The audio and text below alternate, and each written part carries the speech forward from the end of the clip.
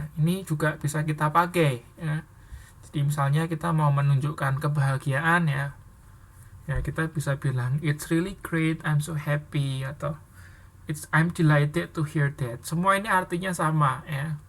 Artinya kita mau menunjukkan happiness, kebahagiaan. Nah, terus ada juga kalau kita mau menunjukkan simpati, ya, kita bisa ngomong juga nih ya, you have my deepest sympathy, boleh.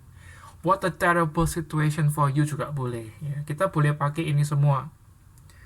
Lalu kalau kita mau menunjukkan affection atau perhatian ya, kita bisa pakai ini ya. What should I do to cheer you up? Atau I really care about you. Ya, itu boleh. Kita semua pakai ini. Nah, semakin ke atas itu semakin formal. Ya. Jadi semakin formal. Lalu semakin ke bawah itu semakin tidak formal. Ya, maksudnya apa formal tidak formal? Nah, misalnya kita ngomong ke, jadi formal itu bisa kita kaitkan ke kita ngomongnya sama siapa sih gitu kan. Ya misalnya kalau sama temen gitu ya, nggak usah formal banget kan, kita boleh pakai yang less formal, yang bawah-bawah ya. Terus untuk yang formal mungkin untuk atasan kita ya, untuk guru ya, untuk orang yang lebih tua boleh ya, kita boleh pakai yang more formal, yang ke atas tuh baik ya. Jadi seperti itu. Nah, ini Anda boleh nanti dibaca lagi di modul ada. Nah, terus kita juga sudah belajar mengenai naratif teks ya. Naratif teks itu berarti sebuah teks atau bacaan yang isinya untuk menghibur. Ya, jadi kalau kita mau menghibur, kita buat karangan ya. Nah, karangan yang kita buat itu kita sebutnya naratif teks. Ya. Itu kemarin sudah saya kasih tugas kan Anda? Nggak tahu itu sudah dikumpulkan belum? Seingat saya yang baru mengumpulkan Mbak Dona, yang lain belum ngumpulin. Seingat saya ya. Ya, jadi kan minggu lalu ada tugas tuh, naratif teks. Nah, itu kan tugasnya Anda suruh cari cari artikel kan, teks. Nanti Anda menerjemahkan, terus Anda menentukan generic structure-nya. Ya, jadi kalau kita membuat naratif teks atau bacaan cerita gitu ya, itu ada susunannya ya. Struktur itu susunan. Ya, ada susunannya. Ya, susunannya yang pertama kita harus jelaskan mengenai orientation. Jadi orientation itu menjelaskan tentang siapa ya. Dalam cerita itu siapa orangnya, ya, tokohnya siapa saja. Terus kapan, kejadiannya kapan, background ya, background setting. Kapan, di mana. Nah, Anda bisa ceritakan di orientation. Ya, terus yang kedua, complication. Nah, complication ini Anda baru ceritakan masalahnya apa, ya konfliknya apa sih. Ya, Anda ceritakan di sini. Lalu yang terakhir adalah resolution. Nah, ini baru Anda ceritakan, terus cerita itu selesainya seperti apa ya atau penutup. Terus kalau kita bicara mengenai naratif teks ya, itu ada macam-macam. Ada fable, ada superhero, ada folktale, ada adventure, ada science fiction, fantasy, legend ya. Itu ada ya, macam-macamnya ada. Jadi kalau fable itu cerita terkait dengan binatang. Jadi tokoh-tokohnya itu binatang. Misalnya apa? Yang terkenal itu kayak Kancil mencuri timun ya, itu kan cerita terkenal ya. Itu judulnya kayaknya Kancil dan Pak Tani kalau nggak salah itu ya. Nah, itu fable. Fable itu mengenai tokohnya binatang. Superhero ya berarti tentang cerita-cerita yang superhero, tentang kepahlawanan gitu kan. Terus folktale itu kayak dongeng ya. Folktale itu dongeng. Misalnya kayak Cinderella gitu-gitu kan. Itu folktale. Cinderella, terus apa lagi? Putri Salju gitu kan. Timun Mas itu juga folktale ya. Terus adventure itu petualangan ya, cerita petualangan. Kemudian science fiction. Jadi fiction itu cerita hayalan ya, tapi ada nuansa ilmiahnya. Ya, ada nuansa ilmiahnya. Terus fantasy ya, hayalan ya. Fantasy itu kayak cerita hayalan ya. Ya itu tadi kayak Cinderella itu juga termasuk fantasy ya. Cinderella itu termasuk fantasy. Terus yang ke berikutnya adalah legend. Nah, kalau legend itu cerita tentang terjadinya suatu tempat. Ya, legenda, betul sekali ya. Legenda. Nah, ini adalah beberapa contoh dari naratif teks. Sekarang kita masuk ke berikutnya adalah mengenai ini ya, chapter 3 ini berarti. Nah, chapter 3 itu kan kita belajar untuk mengundang ya. Inviting itu artinya mengundang ya, inviting itu mengundang ya, jadi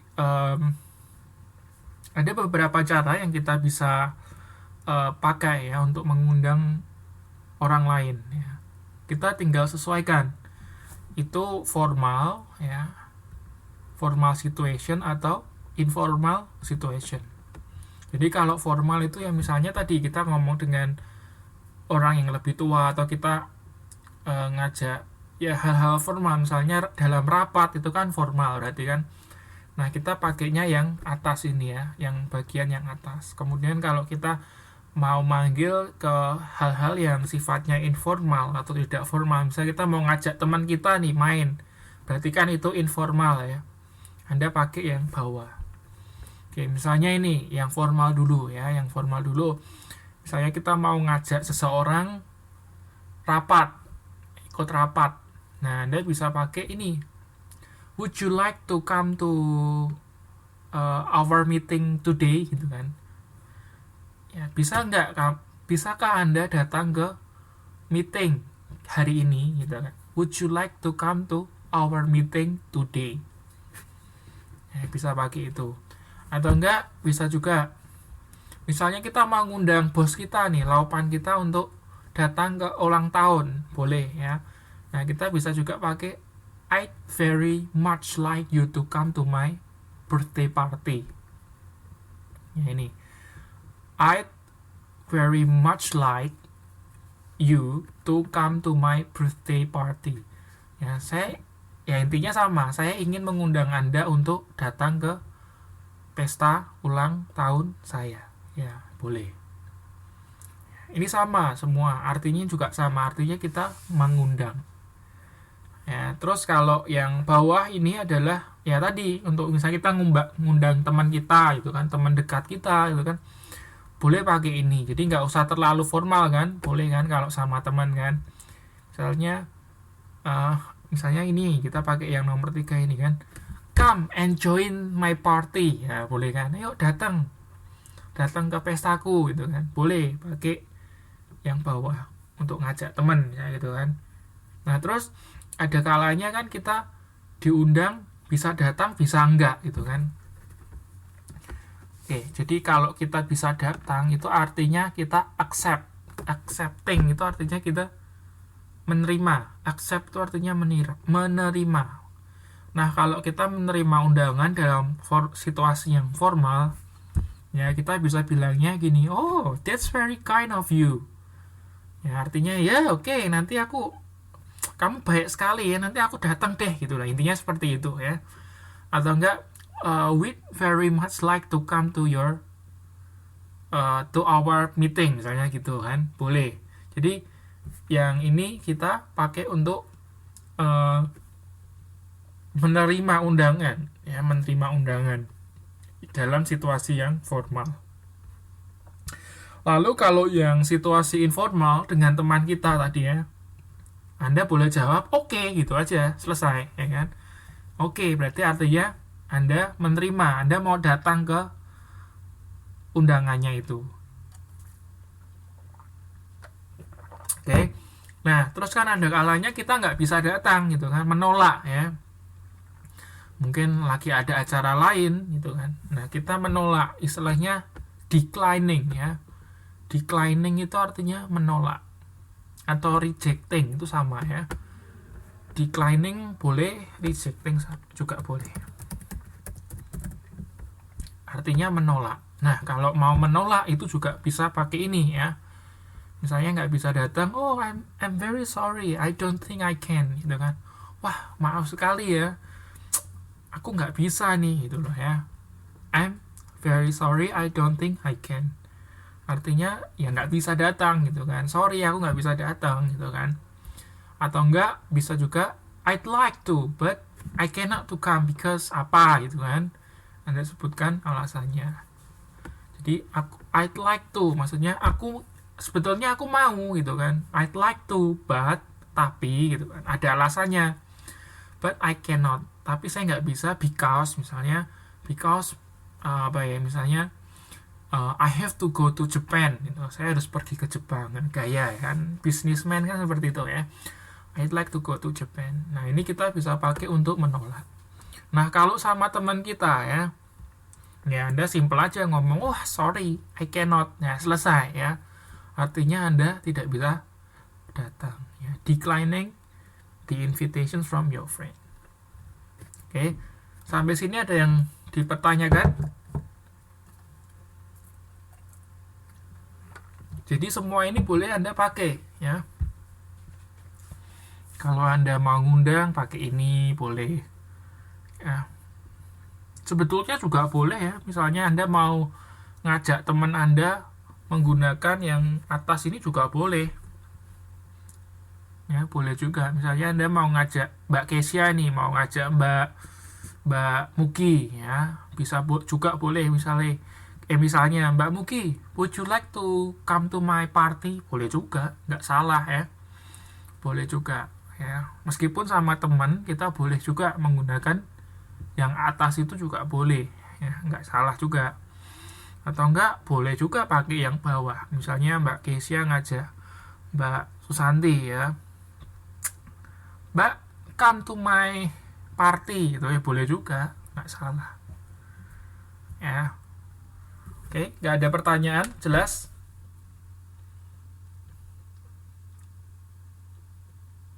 Jelas? Gampang ya. Nanti Anda ngapalin ya, habis ini Anda hafalin cara bacanya seperti apa itu kan. Nah, terus ini ada tambahan lagi. Jadi kalau ini making an appointment. Jadi appointment itu adalah perjanjian ya, janjian.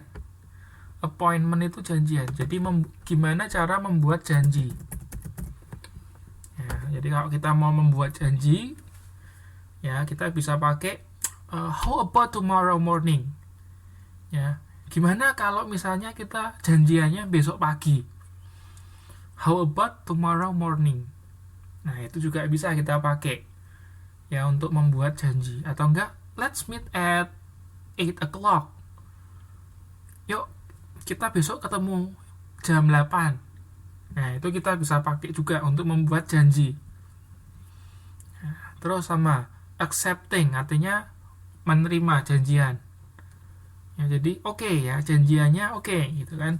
Nah, kita bisa ngomong oke, I'll come, I promise ya, saya akan datang, janji, saya janji. Promise itu janji.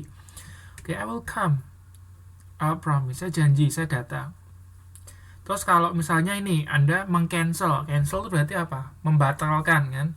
Sudah janji, Anda nggak bisa hadir ternyata ya kan. Nah, satu hal yang perlu Anda sampaikan adalah sorry dulu ya, minta maaf dulu ya, sorry, I don't think I can make it ya. Jadi nggak bisa Anda datang, jadi Anda bilang sorry, I cannot come, boleh juga ya. Atau I cannot itu harusnya ada note-nya nih ya, ada note-nya nih, I cannot make it ya. Jadi seperti itu ya, itu untuk membatalkan sebuah janjian. Nah, itu misalnya Mbak Eka tuh ya, ngajak Mbak Kesia ini, Kesia, let's meet up at 9 o'clock. Boleh, ya, berarti ngajak janjian jam 9. Nah, itu contohnya seperti itu. Nah, terus ini. Nah, agenda kita kan tadi kita belajar mengenai procedural text, ya kan? Procedural text. Jadi procedural text itu adalah teks atau bacaan yang isinya mengenai prosedur. Anda tahu ya prosedur. Prosedur itu apa?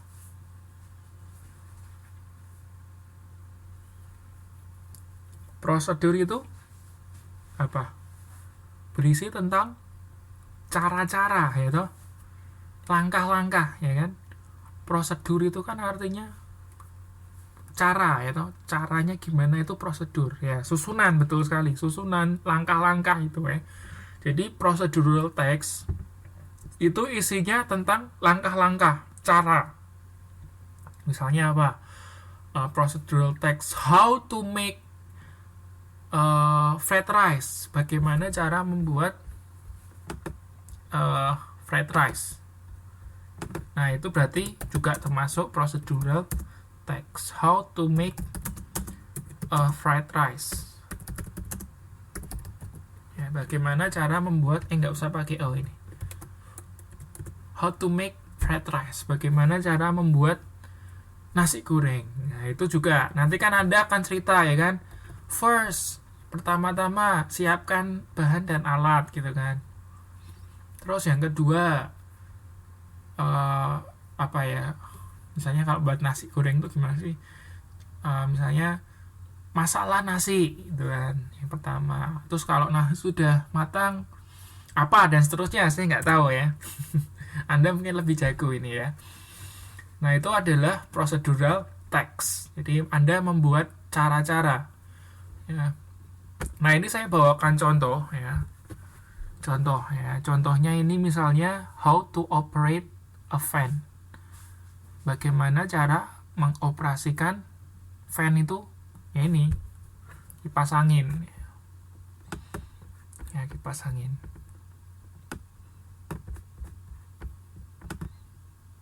Siapa yang mau baca? Siapa yang mau baca? Saya kasih kesempatan.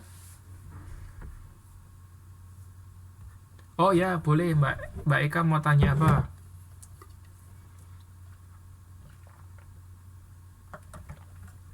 Sure, if you have questions, you may ask me.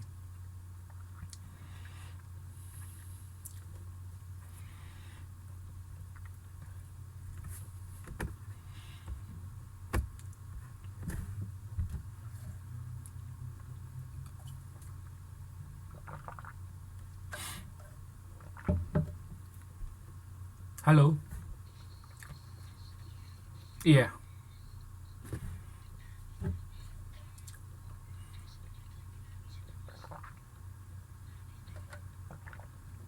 Nggak bisa.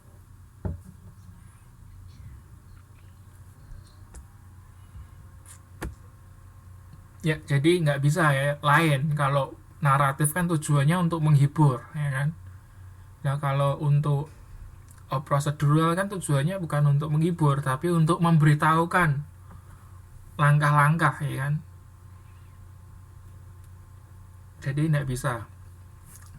Oke, mungkin sekalian Mbak Eka tolong dibacakan ya ini.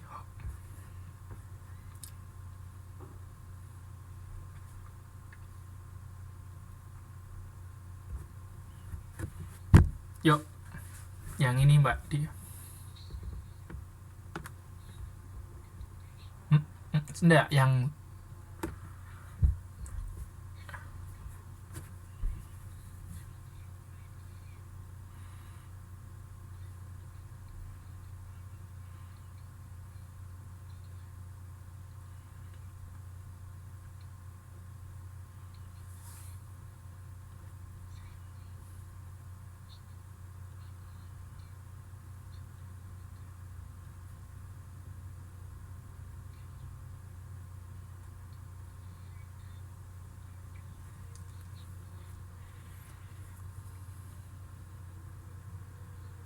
oscillating.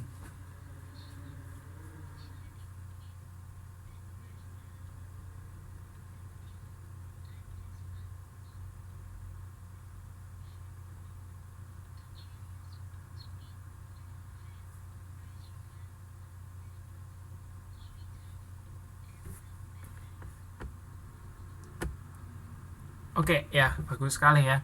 Jadi ini langkah-langkah untuk mengoperasikan kipas ya. Ada 1, 2, 3, 4. Nah, kita belajar juga mengenai struktur ya. Tidak cuman di naratif ya. Di procedural text itu juga ada strukturnya ya. Nah, secara umum procedural text itu ada 3 ya. Goal, kemudian material needed, and method ya. Kemudian yang ketiga adalah step.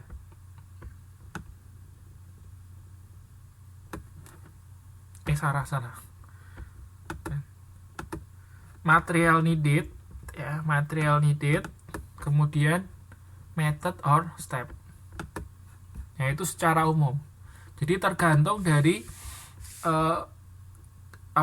kita mau menjelaskan apa gitu kan. Nah, kalau kita mau menjelaskan mengenai cara penggunaan kipas angin, nah itu kan berarti kita nggak perlu menjelaskan mengenai material needed ya kan. Jadi material needed itu materi yang dibutuhkan, bahan-bahan yang dibutuhkan. Kan nggak perlu kalau kita mau menjelaskan bagaimana cara mengoperasikan kipas angin, karena kipas anginnya sudah ada kan.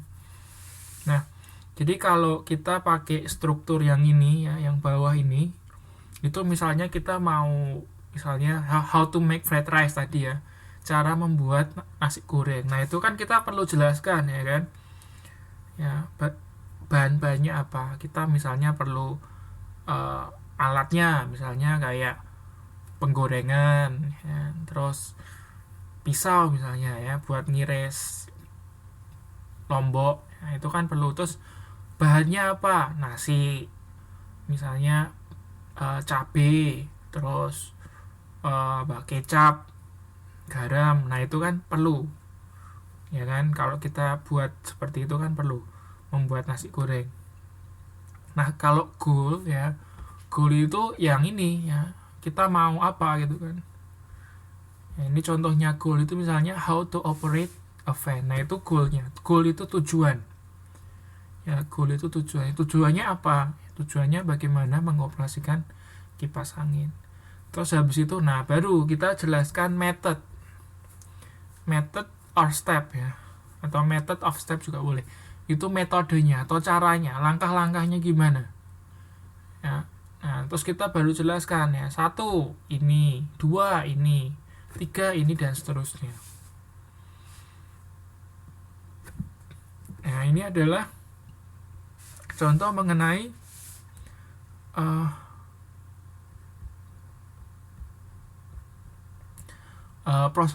procedural text ya. Procedural text itu seperti itu. Oke. Ada pertanyaan mengenai ini procedural text?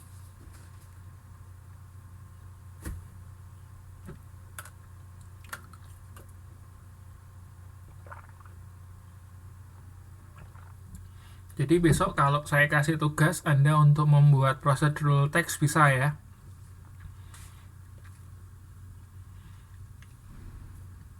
Ya, oke. Bisa ya, nggak masalah kan. Mengenai procedural text. Wah, dari tadi yang jawab Mbak Eka terus nih. Yang lain mana nih? Wah, jangan-jangan tidur ini. Saya khawatirnya pada tidur ini. Ya, kalau Anda nggak mudeng, tanya boleh ya. Jangan sungkan untuk bertanya. Oke, jelas ya. Kalau nggak ada pertanyaan, saya lanjutkan nih ya. Oke.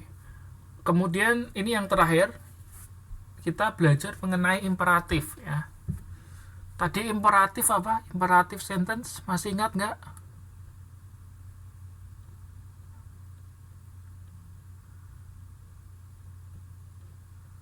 Oh, oke.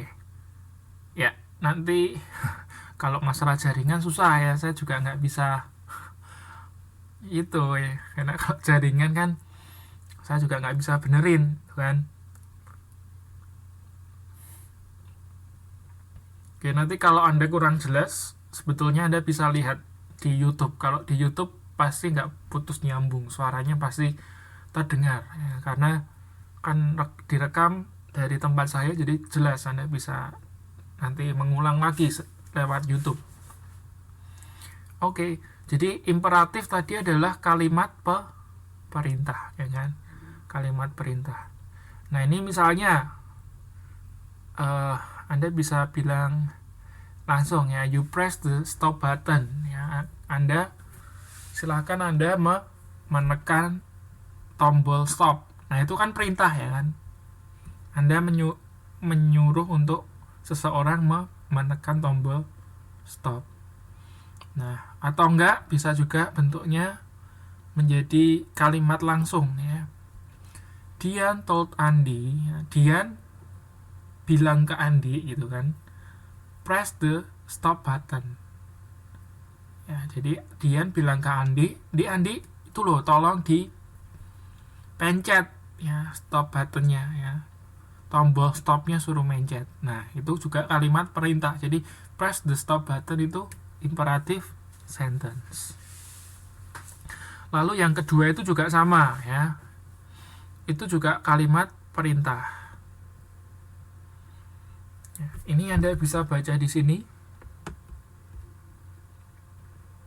Ya, jadi imperatives or imperative sentence are used to give command or to make a request. Ya, jadi kalimat imperatif itu dipakai untuk memberikan komen. Komen itu perintah. Ini bukan komen yang Facebook itu ya, lain loh ya. Kalau yang di Facebook itu gini ya tulisannya. Kalau ini komentar ya. Cara bacanya gimana ya? Kalau ini komentar, kalau ini comment ya. Yang ini komen, bacanya komen. Kalau yang ini command, perintah.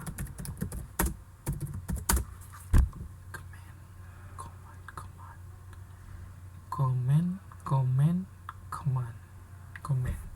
Saya jadi ketukar-tukar ke komando.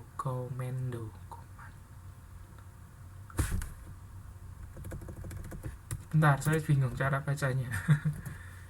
Kalau yang komentar itu komen ya, komen. Kalau yang perintah itu saya perlu ngecek dulu di kamus, bentar. Supaya nggak kebalik.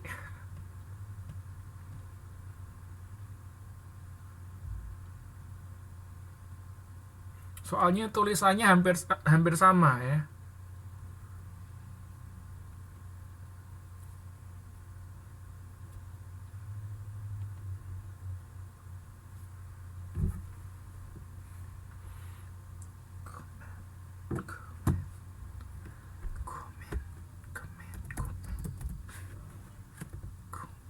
Bukan komen. Saya cek dulu di kamus.